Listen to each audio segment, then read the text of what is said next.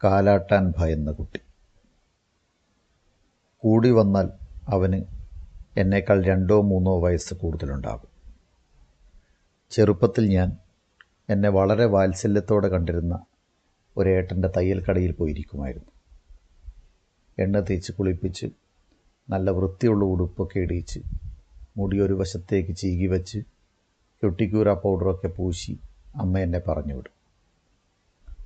തയ്യൽ മെഷീൻ്റെ പുറകിൽ ഏട്ടൻ്റെ തയ്യൽ സീറ്റിനോട് ചേർന്ന് എനിക്കായി മരത്തിൻ്റെ ഒരു കുഞ്ഞു സ്റ്റൂളുണ്ടായിരുന്നു. അതിലിരുന്നാൽ താഴെ കാൽ മുട്ടിക്കാൻ പറ്റാത്ത വിധം ചെറുതായിരുന്നു ഞാൻ. തയ്യൽ മെഷീൻ്റെ ഇടതുവശം ഒരു ചെറിയ വലിപ്പുണ്ട്.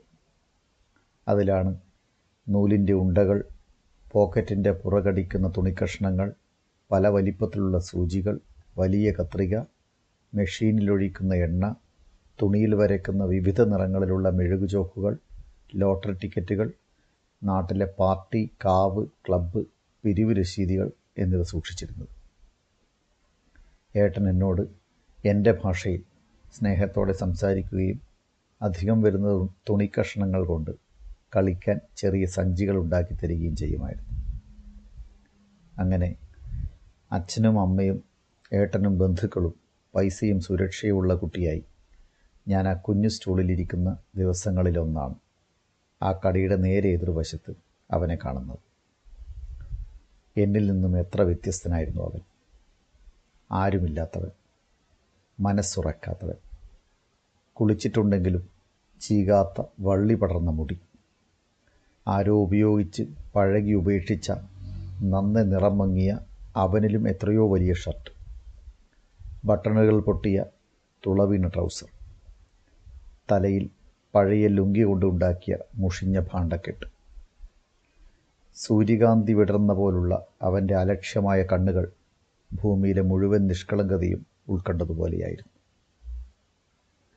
മഗ്ദലന മറിയത്തിൻ്റെ കണ്ണുകളെക്കുറിച്ച് റിച്ചാർഡ് ക്രാഷോ പറയുന്നു: വിലപിച്ചു കൊണ്ടിരിക്കുന്ന 2 ചലനങ്ങൾ, വഹിക്കാവുന്നതും സംക്ഷിപ്തവുമായ 2 സമുദ്രങ്ങൾ.